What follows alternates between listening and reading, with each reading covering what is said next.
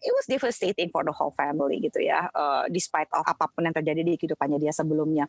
Jadi aku berpikir sebenarnya orang yang baik meninggal, orang yang sebenarnya cukup annoying sekalipun selama itu dekat sama kita, ternyata gak ada cara yang mudah loh Tan untuk kita mempersiapkan diri kita kehilangan mereka ya, despite of perilaku mereka yang annoying sekalipun gitu, apalagi pasangan kita. Mana ada sih manusia yang tidak bisa memanusiakan dirinya gitu. I think that's the most important message I want to give today. Seringkali yang membuat kita sulit gitu ya untuk menghadapi kehilangan pasangan kita, kehilangan cinta dalam hidup kita, terlepas dari baik ataupun buruknya dinamika relationship ini sebelum mereka kehilangan, adalah kita berusaha untuk tidak menjadi kuat di saat kita memang sedang tidak kuat.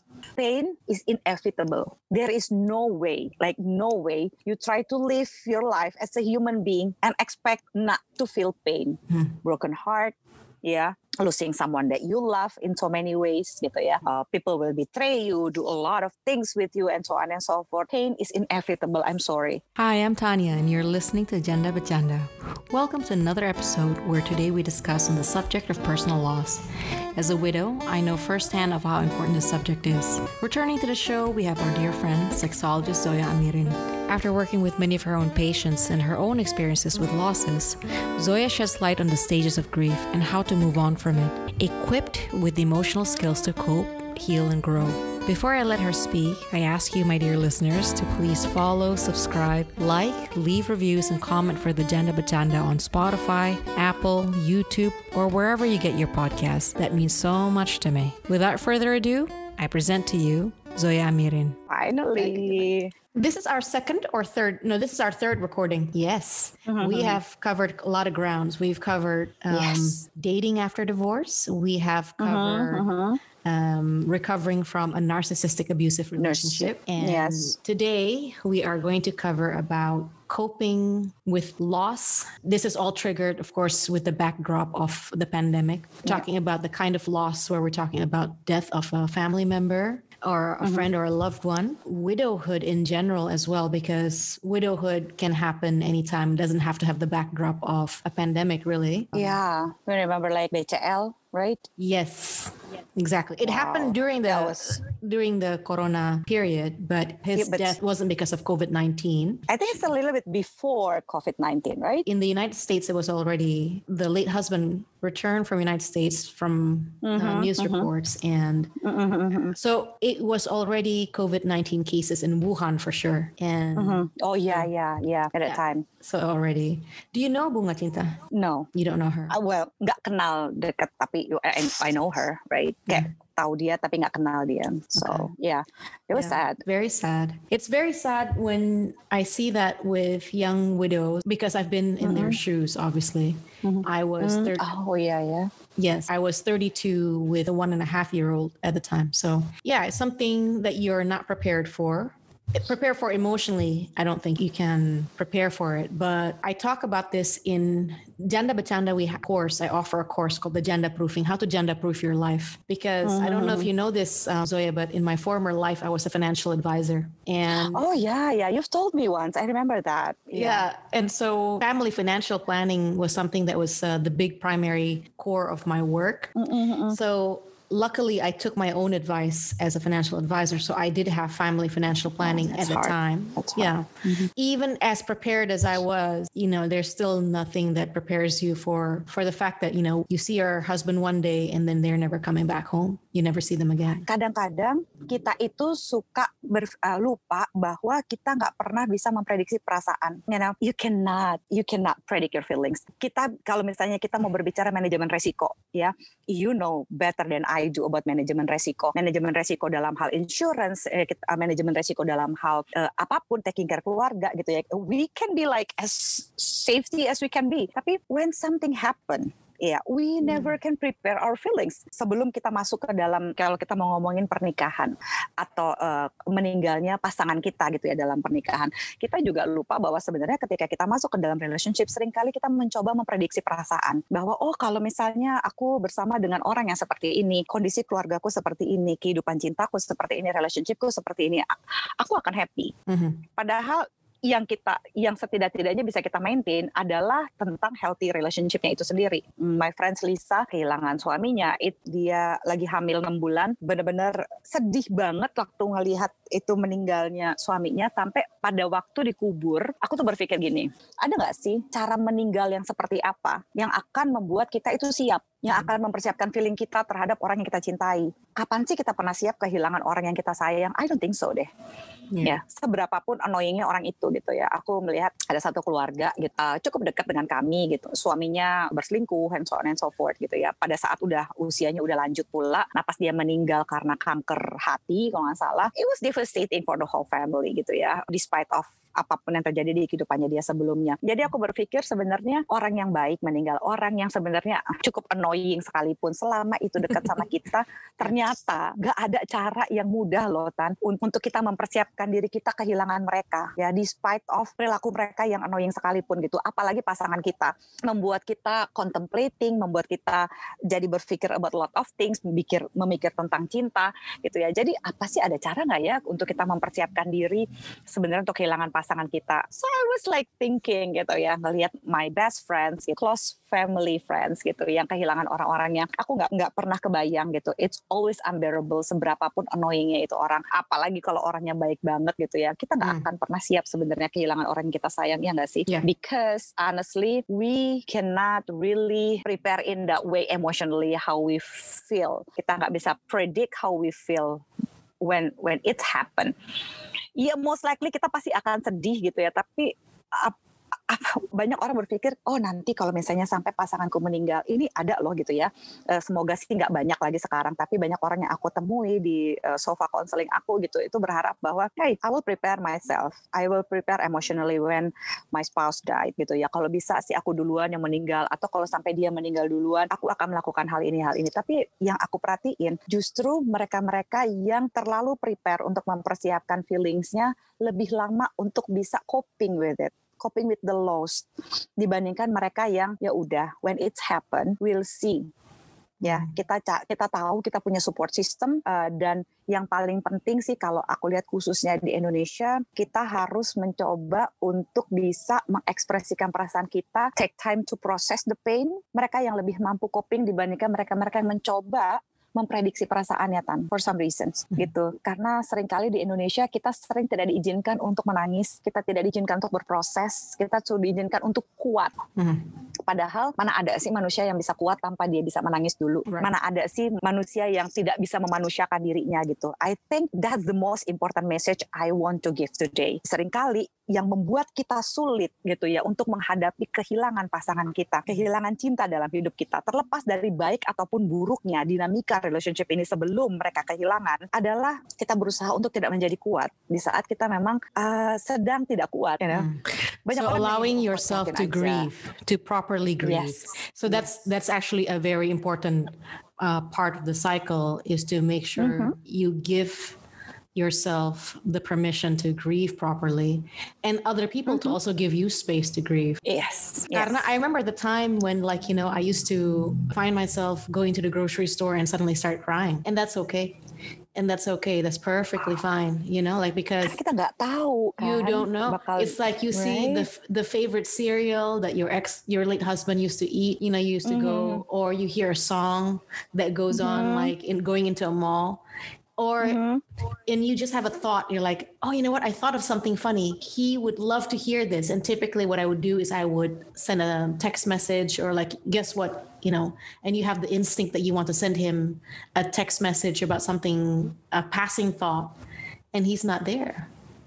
And that's okay. Then, you know, if it takes that, the grieving in day one, week one, month one, year one, 5 years, it's different. Every time it's still different. It's been 11 years now since my late husband passed away. It's taken some time, and it's okay. It has a different meaning in terms of the relationship you once had. And you don't have to feel afraid of that person not being part in your life. So this is very interesting, actually, because yesterday I was talking to a friend who is now in a relationship with someone who lost his wife. And part of the conversation is that how long is long enough before you can let go of the memory of your late spouse. That also, a lot of people are also holding on to grieving for too long. Also, you have to give room to grieve, but it's also okay to let go of the past relationship that you had. Like, you're not dishonoring anyone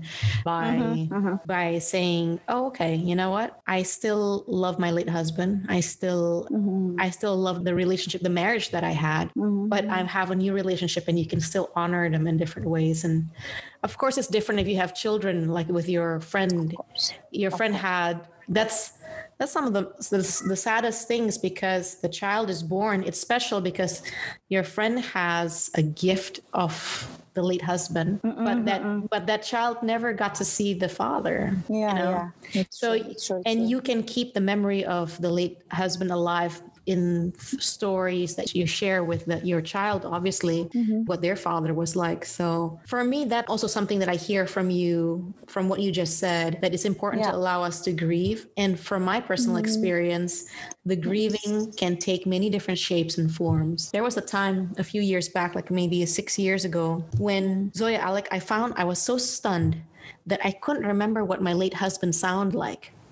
His voice, I couldn't remember what his voice was like. For 24 hours, I couldn't think. For a full day, I couldn't think of what his laugh was like. And that was another kind of grief. Like you feel like someone's memory is like slipping away from you. Too painful, or maybe it's too painful. Something was painful. Something was triggering that I couldn't remember it. And then the next day, of course, everything was restored. It's coming back. The next day, it was like a 24-hour flu. but sometimes you can just let the energy come, and you know, you can panic for the day. I guess I panicked actually that day, to be honest with you, about what you were saying about not being able to manage to control the reaction. I was like, oh my God. Yeah. And I didn't have any videos of him, actually. I don't have any. This, when he died, we didn't exactly like have, iPhones weren't around back then. Smartphones weren't around. Can you imagine? It's that long ago that, you know, we didn't have like these kinds of like videos of ourselves like doing nothing, you know. So iya Pak, waktu itu kan baru masih kayak 10 tahun, 11 tahun lalu itu kan, belum. Udah ada BlackBerry, tapi cuman orang kantoran doang. Oh iya benar, BlackBerry udah ada 2008 ya, 2008 2009 ya. Tapi belum ada video. Belum, betul. Belum ada voice note. Sucks. Zoya sama gue emang tampilannya muda, tapi sebenarnya kita udah orang lawas. I know, right? Terbongkar. Dari BlackBerry masih belum apa-apa. Terbongkar. Ya kan? Jangan salah. Zoya sama gue mungkin dapat punya pager. Oh right. Zaman kuliah. Itu boleh dikubur ya. Itu nggak apa-apa, dikubur aja pager. Cuma buat lucu-lucuan aja dibongkar. Itu benar-benar banget. Jadi oh my gosh, right? Jadi zaman-zaman itu iya ya, kita gimana ya kita mengkomunikasikan itu semua foto apa segala macam, itu masih zamannya. Iya, itu masih peralihan antara Nokia ke BlackBerry itu waktu itu. So it was like jadi sedikit ya, tapi what happened to you, I think at that time something triggered. Jadi otak kita itu punya reaksi yang namanya mekanisme pertahanan diri atau defense mechanism. Defense mechanism itu ada dua macam, satu yang mature, satu yang immature. Jadi semuanya itu sebenarnya adalah reaksi dari anxiety. I think at that time something triggering you gitu ya. Either you miss him so much at that time, or is it anniversary, or maybe, you know, the things that you go in the grocery and you find something funny, or you just thinking about some private jokes that you guys used to do, gitu kan ya. Nah, biasanya trigger. Nah, I found the quote nih dari Natalie Staniford. Even if you know what's coming, you never prepare how it feels. That's right. So it was like, wah, bener banget. Kita tahu lah semua orang eventually akan meninggal dunia gitu ya. We know what's coming in every one of us gitu ya.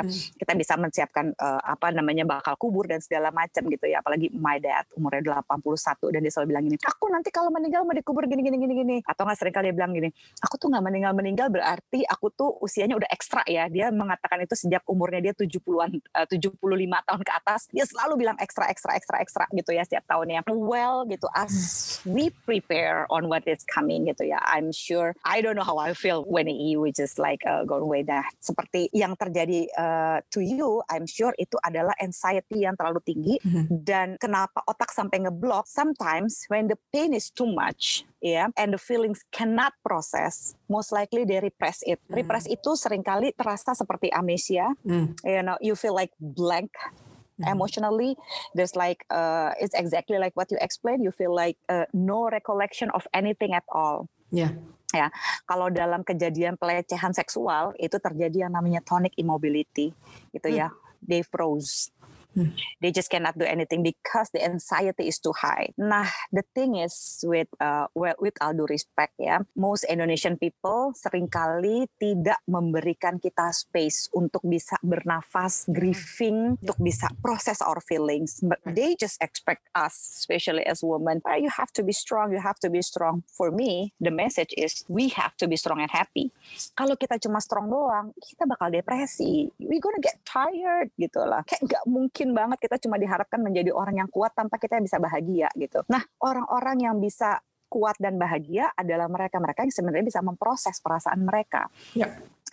Nah, at that time bisa jadi ketika itu terjadi, jangan menganggap bahwa diri kita itu adalah lemah. Itu yang kadang-kadang membuat kita lebih nggak bisa lagi memproses perasaan kita. So memproses perasaan karena gini, I'm sorry, I really have to say to everyone who hear this podcast, pain is inevitable. There is no way you try to live your life as a human being and expect not to feel pain. Broken heart, losing someone that you love in so many ways gitu ya. People will betray you, do a lot of things with you and so on and so forth. Pain is inevitable, I'm sorry. Gitu ya. There is no way. Jadi banyak orang juga datang ke aku dan counseling dan berharap Mbak Zoya ajarin aku tentang relationship karena aku gak mau sakit hati lagi. Aku bilang, I'm sorry. Kamu gak akan bisa di sini, aku bukan Tuhan gitu ya. I cannot change your heart because you are human. Gitu. I cannot unhuman you. But I can help you to coping in a healthy way. I can help you, while you actually enjoy the pain, while you experience the pain, gitu ya. I can tell you which one is normal, which one is not, gitu. Once you can process it, it's easier for you not to guilt trip yourself in the future. Gitu ya. Karena kebanyakan orang yang tidak mau memproses perasaannya, itu kayak kadang-kadang suka membuat suka enjoy terhadap pity party atau guilt gitu ya. Yang paling parah kan guilt. There's a lot of things yang people suka ingin lakukan kepada orang yang dia sayang dan dia tidak bisa lakukan dan dia menyesal tidak melakukan itu, akhirnya dia menghukum dirinya sendiri dengan tidak membuka diri untuk relationship baru. Yeah, or in the next relationship they allow themselves to be abused because they think like that kind of martyrdom or that self-flagellation. Oh my God, so true. So don't do that. Yes. Don't do that. Oh my God. Because ini mau full circle ya. Full circle episode 1 with Zoya, episode 2 and episode 3. Full circle adalah if you cannot help it that you can fall in love, you also can't help it that if you're going to be sad. It's life is like that. It's a full circle, like on the opposite. It just happens. And then also allowing for different kinds of spaces, for space for growth, for creativity, for grieving, for happiness. And I think it's a lot of, one thing that you're asking is also a lot of awareness from our friends and family on how we behave with each other too, because there's a lot of so true. Yeah, so true. What you're saying is that you have to allow yourself to grieve, but somebody else is not letting you. If you have a small child and they say like, nggak boleh ntar nangis depan anak, ntar kesian anaknya jadi sedih. My God. What are you gonna do? You're sad, right? I mean, well, I was actually Zoya introduced me to Rahajeng Ika, who's a trauma specialist with children, and you can catch you can catch her episode with Mbak Ika as well. And she does say that you do actually have to be careful about what you do in front of children. There are limits of what you can or cannot do in front of children. Yes. So there are limits to that, but it's not wrong also to show your humanity in front of your children. If you if you feel sad, if you feel, so you're not robotic and there's not a silent wall between you and your child that of the pain that is unspoken, that, the loss that's never discussed. Sometimes it comes up, and sometimes it doesn't have to be a big thing. It can be a casual thing. Like I remember the first time that I took my daughter to Disneyland, and I thought, oh, this is a moment that I wish that my late husband was here to participate. And there's going to be so many of those first day in kindergarten, and you're going to cry. First dentist appointment, first parent-teacher meeting, anything. It can happen, and it's okay for you to feel sad about that. You can just remember that, and you can ask your child, like, how do you feel this moment? Maybe they're just happy to see Mickey. If you're there at Disneyland, they're not thinking about their anyone else other than Mickey. Right. And don't feel bad about that either. Don't get mad at the kid if they don't remember their father or their late mom. Yes. Don't also have the expectation. Yeah, and remember, everybody process in different way. And allow people to grieve in their own way. Some people can just cry. So just allow people to grieve in their own way, gitu ya. Some people grieve, they cry. Some people just like there's other unhealthy things, but let me say the healthy stuff first, right? So like you can cry. Yeah. Some people just like write a poem. Some people just writing a music. They just watching, like they have like a binge watching, and some people just like play a lot of games. Some people just like, they get angry, Ini yang kadang-kadang orang lupa. Banyak orang menghadapi grieving dengan marah. Marah pada Tuhannya, marah pada keadaan, angry at the universe, angry on a lot of things. Tapi aku nggak tahu ya kalau Ika juga ngomong, I'm sure Rahajang Ika will agree with yang kita selalu ngomong nih, we are psychologists to another psychologist gitu ya. Sometimes when we talk about a lot of stuff, kita suka bilang begini, kita tuh suka lupa ya ketika orang itu bisa berproses beda-beda. Nah, orang yang tidak mengizinkan orang lain memproses dengan caranya sendiri, ini yang jadi bahaya. Ya kan, karena kadang-kadang kita maunya orang itu berproses dengan cara seperti kita gitu ya, nangis aja, ya ini aja gitu ya, nggak bisa. Sometimes orang bisa jadi dia bisa marah, dia bisa marah pada keadaan, dia bisa marah apapun juga. Tapi yang sering kali, typically orang Indonesia bereaksi terhadap grief, ya terhadap kesedihan, terhadap kemarahan adalah apa? Tuhan soalnya. Gini, I'm a religious person. Yeah, religious, it means I'm a churchgoers gitu ya. I'm involved in any of my religious activity gitu. And I do a lot of things religiously too, right? But the thing is, agama, Tuhan itu adalah konsep abstraknya. Kita nggak bisa ketika orang sedang bersedih, lalu kita bilang, kamu tuh kayak orang nggak punya Tuhan aja sih. Ngapain sih nangis kayak begini gitu ya? Banyak yang ngomong kayak gitu. Sering itu orang ngomong. Right? Ya, sering. Apalagi ada yang gini, kalau misalnya kan kita harus yakin dia masuk surga, ngapain ditangisin kalau orang masuk surga? Gitu. Biarin aja dia pas, iya kan? Ninggalin buminya yang dinangisin, bukan dia masuk surganya yang dinangis. Exactly. People think kalau misalnya gak boleh nangis terlalu gitu-gitu amat, dia kan nanti akan masuk surga, dia sudah tenang di alam baka sariduda ini. Amin. Amin. Right? Kita yang hidup itu kan kita harus memproses perasaan kita as human as possible. Dan gue sama Ika itu paling annoyed sama orang-orang yang langsung, Tuhan, kamu kayak gak punya Tuhan. Percaya Tuhan akan ini. Bukan itu maksudnya. Kalau ada orang yang exactly. Bukan karena itu. apa gini loh, masalahnya Tuhan adalah konsep yang abstrak. Pada saat kita sedang bersedih, kita itu harus memproses perasaan kita. Nah, some people butuh sesuatu yang lebih konkret dibandingkan hanya mengatakan Tuhan. Ya, at some point mereka akan bisa mengerti itu. Tapi karena terlalu banyak hal yang abstrak yang terjadi dalam hidup manusia, kayak gini, kematian tuh konsep abstrak loh. Kita nggak pernah tahu kalau misalnya katanya lagunya siapa tuh, If I Saw You in Heaven. Oh ya, Eric Clapton. Eric Clapton, do you know my name? If I saw you in heaven, we don't know, ya kan? There's a lot of uncertainty. Jadi pada saat lagi korban bencana, kita lagi kehilangan orang yang kita sayang. When we experience a lot of uncertainty and a lot of things yang abstrak juga. Jangan dikasih sesuatu yang abstrak lagi seperti konsep Tuhan. Ya, yang bisa kita kasih adalah kita menawarkan sesuatu yang lebih konkret. Like, what can I do to ease your feelings? It's so concrete. Yeah. Do you need space? Yeah. Do you need hug? Do you need, I don't know, a holiday? What else?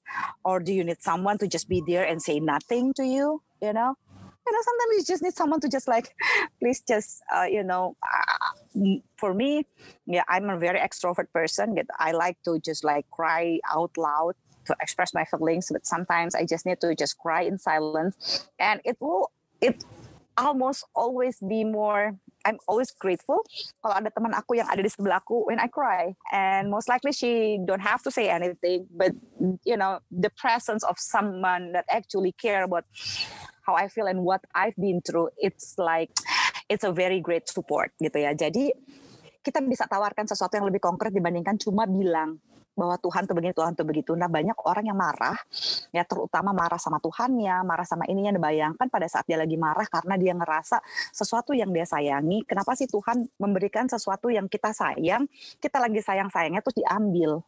Terus tiba-tiba ada orang datang dan nggak benar-benar considerate terhadap perasaan kita, lalu bilang, kamu kayak nggak punya Tuhan. Bayangkan, meledakkan orang. So, buat yang mendengarkan, yang pernah mengatakan ke orang lain, lu kayaknya kayak orang nggak tahu terima kasih aja sama Tuhan, ya. Yes. Instead of saying that, do what Zoya was just saying. How can I help you? And then one step further, Zoya, if I can make a recommendation, not based on psychology, do something for that person. Meaning, yes. Kalau ada yang teman baru menjadi janda, mungkin karena suaminya meninggal atau karena dia baru cerai.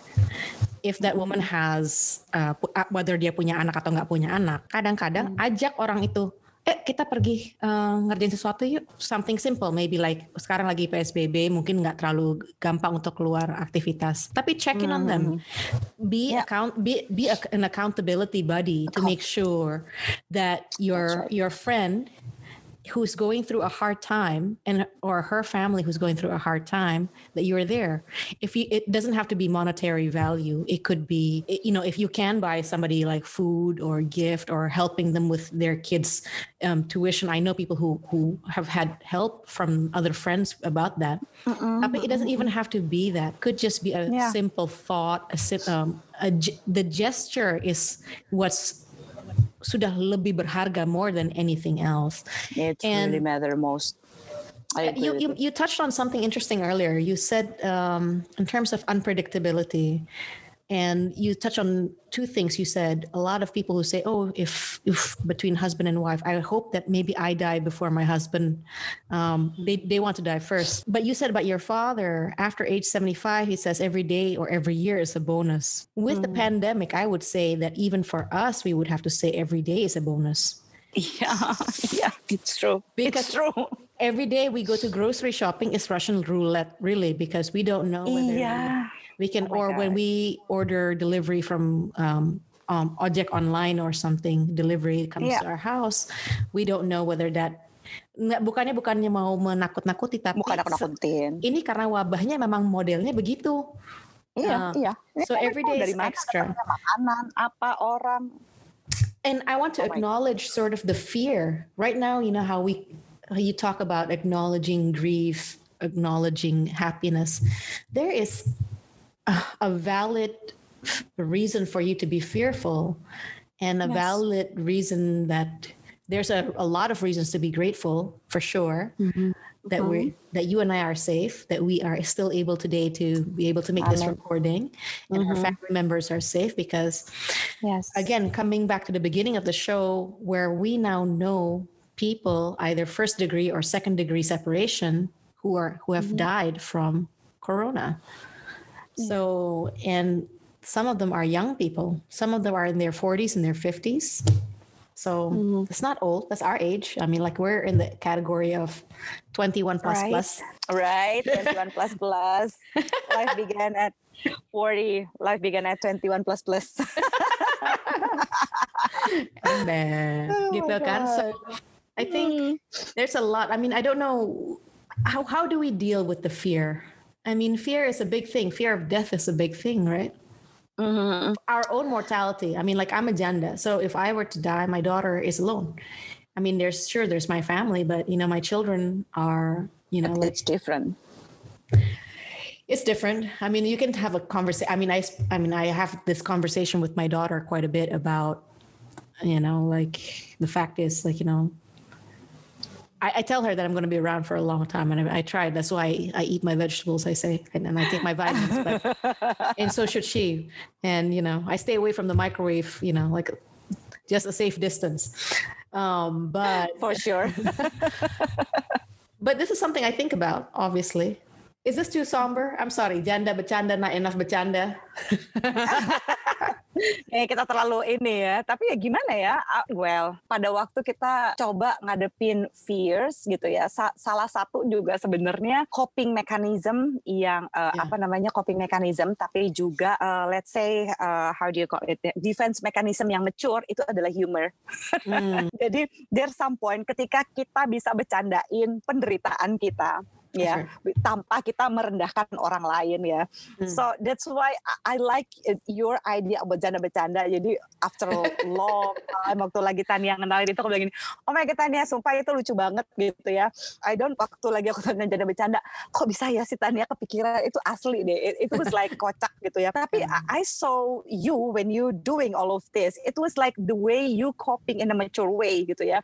Humor itu adalah cara untuk coping our defense mechanism in a mature way gitu ya. Kalau kita udah bisa bercandain hal-hal yang membuat kita menderita, tapi tanpa mengecilkan arti dari proses jandanya itu sendiri, proses COVID-nya saat ini gitu ya, tanpa kita mengecilkan arti penderitaan dan ketakutan-ketakutan kita gitu ya. Tapi kalau kita udah bisa bercanda, I think kita udah sampai pada tahap di mana kita learn from it, dan in the process kita akan grow. Amen. Gitu ya. Karena we're about to level up. Karena ada 3 level. Kalau kita mau bicara ketakutan, ada 3 level emosi yang akan kita hadapi. Pertama, kita akan takut gitu ya. Seperti yang aku bilang, pain is inevitable. It will create fear for sure. Ya, I will guarantee you gitu ya. After you feel pain, the next thing that you will feel is fear, gitu ya. But let's learn from our fear. Kalau kita nggak belajar dari ketakutan ini, kita nggak akan bisa move on to the next step, yaitu growing gitu ya, bertumbuh. Kenapa? Seperti juga the question that I haven't answered from you yet adalah gimana kita tahu dong kita akan bisa beranjak dari kehilangan pasangan. Berapa lama sih kita harus grieving sampai kita itu sebenarnya benar-benar coping dengan perasaan-perasaan ini gitu ya. Sebenarnya sampai kita bisa siap untuk kehilangan orang yang kita sayang lagi gitu kan. There's a lot of uncertainty gitu. Kalau misalnya kita akan, gue nggak mau lah nikah lagi, gue nggak mau pacaran lagi. Kenapa ya? Gue takut kehilangan orang yang gue sayang. Kayak makin sayang kita makin susah. Makin susah merasa kehilangan. Let's be honest bahwa selama kita hidup kita akan feeling the pain gitu ya. Dan sebenarnya gini, kalau aku setuju ya, ketika we show our pain, part of our pain, ya, not the full pain that we experience to our children, make sure mereka juga melihat perjuangan kita untuk coping with it, ya. Bukan going into depression, karena ada banyak orang-orang yang sekarang ada di tempat konseling aku, ya, mereka jadi tidak memiliki kemampuan empati, dan seperti kita semua tahu, orang yang tidak punya kemampuan empati ujung-ujungnya bisa jadi narsistik, dia bisa jadi psikopat, ya, dia bisa jadi sosiopat, ya, semua gangguan-gangguan kepribadian dari kemampuan seorang individu itu tidak bisa berempati. Nah, gimana caranya mau mengajarkan empati ke anak kalau kita nggak pernah ngasih lihat, kalau kita selalu ngasih lihat yang sempurna? Yeah. What does it look like? What does it look like to lose, mom? What does it look like to fail? What does it look like to have pain and deal with it? Gak pernah ngelihat mama papanya kayak bersedih gitu ya. Iya, mungkin sih ada banyak orang yang bilang, iya kalau berantem jangan di depan anak, gini-gini. Oh, aku setuju gitu, jangan berantem di depan anak gitu misalnya. Tapi kayak misalnya ya kita lagi memang kalau dalam rumah tangga kadang-kadang kita ada ketidakcocokan gitu ya. Tapi kalaupun kita punya time machine gitu ya, untuk memperbaiki kesalahan-kesalahan kita from our late spouse gitu misalnya. Ini yang kadang-kadang susah sih gitu ya, untuk forgive yourself gitu, untuk ya udah gitu, itu udah lewat gitu. Itu yang kadang-kadang susah. Aku ingat opaku waktu itu tahun 84 kalau nggak salah tuh dia meninggal, aku masih kecil banget gitu, dan dia cuma bilang gini, aku sebelum dia masuk ICU aku masih boleh jenguk dia gitu karena dia ke Jakarta dari Manado. Opa cuma bilang gini, Zoya, nanti kalau opa udah meninggal, gak usah tuh bawa segala macam ke kubur. Kubur yang bagus ya, yang cukup aja lah gitu ya, yang proper gitu untuk didatengin dan dilihat. Tapi intinya jangan berlebihan sama kuburan. Dia bilang begitu, karena kamu mau bawa makanan apapun, kamu mau ini apapun, opa udah gak bisa lihat.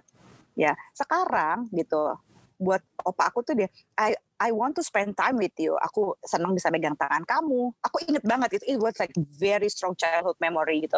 Yang dia bilang, aku senang bisa megang tangan kamu, aku senang kamu bisa di sini, aku senang bisa ada di sini pas kamu jatuh dari sepeda gitu. I'm glad that I'm there for you gitu ya, ngajarin kamu main gundu. Ini itu aku masih inget banget gitu ya.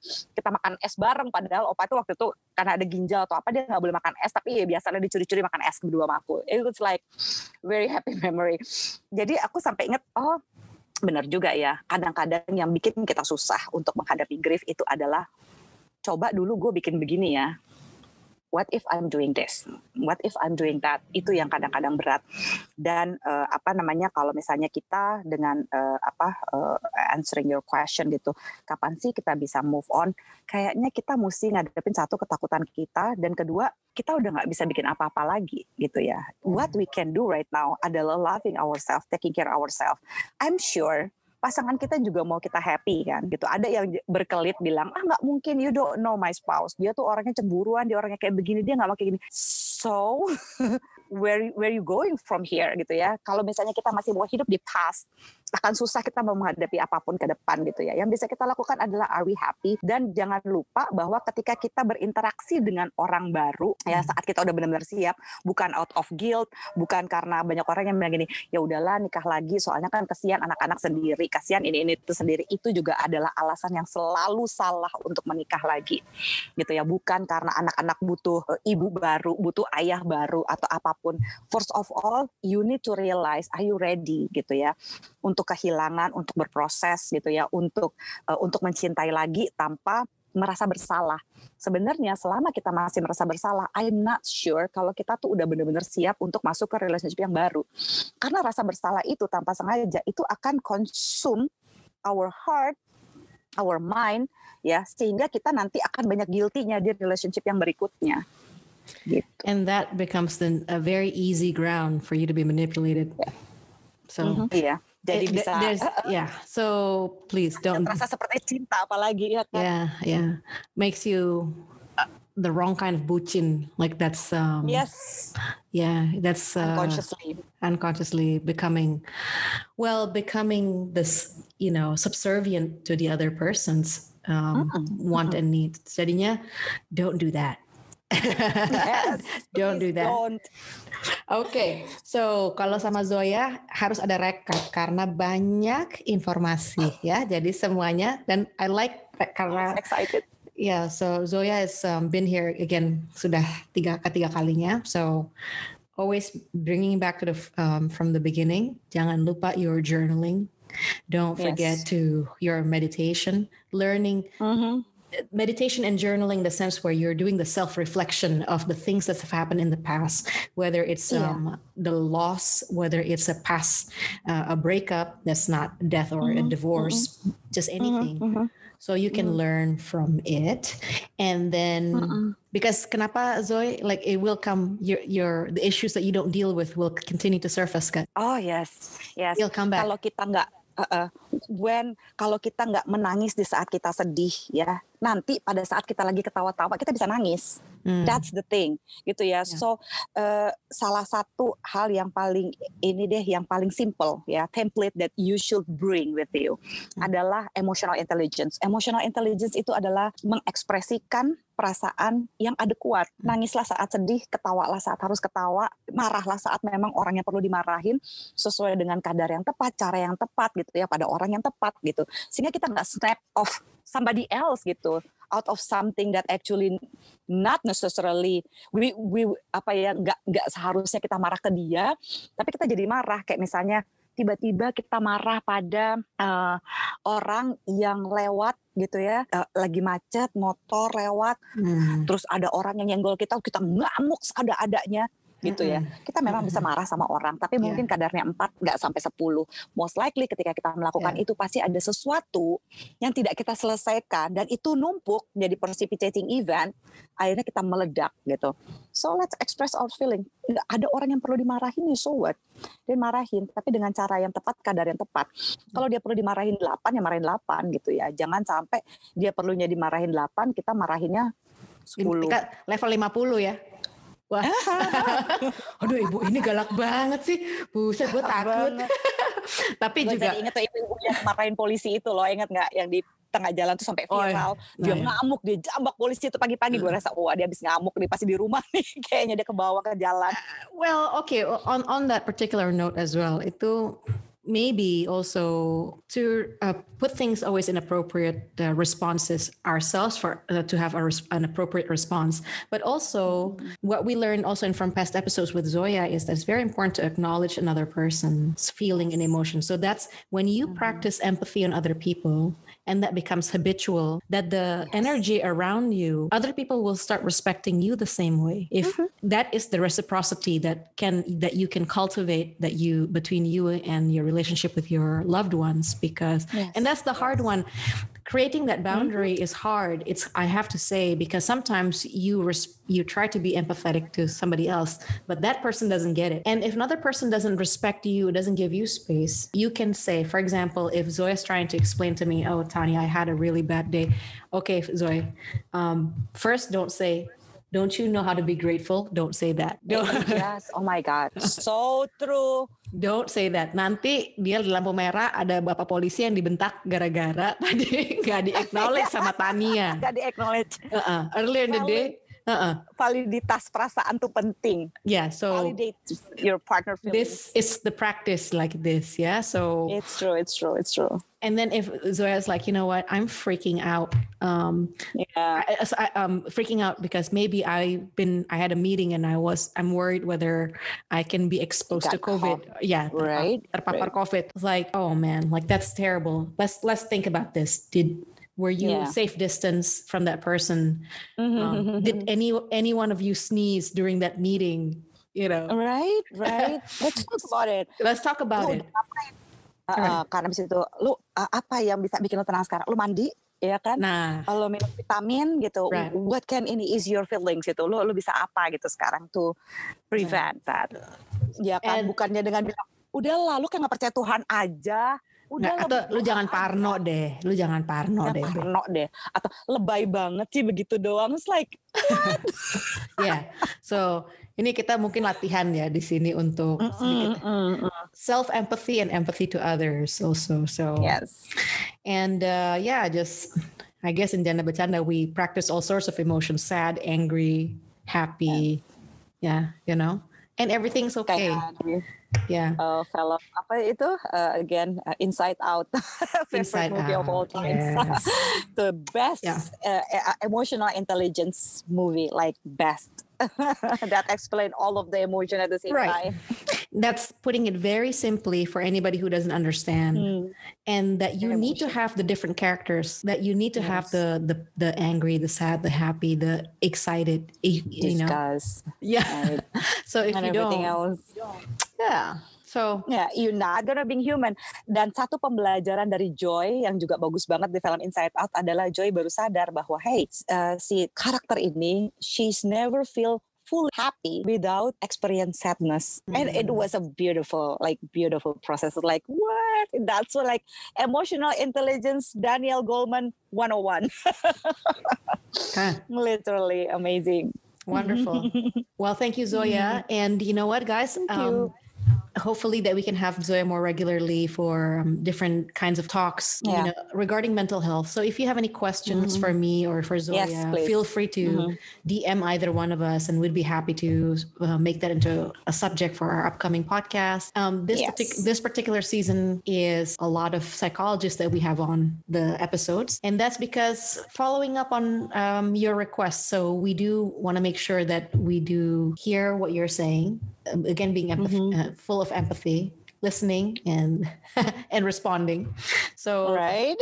do tell me and about what it is that you guys like to hear. But what Zoya and I need to work on what bercandaan that we need to have. So we need to bercandaan like on one day. I think what Zoya and I need to do is just go through like dating apps and then figuring out which guys to select and then like swipe left, right, and why. You know, like why did you just go through 100 guys and say no? Because no. Let's do that. I think like that's like practical or you know what? I'm going to choose somebody for Zoya. Let's choose someone for me. Yes. Yes, I think we should do that. I think that'd be fun. Well, for me at least, I don't know. Then you can like, oh my God, do I have to go on a date with these guys?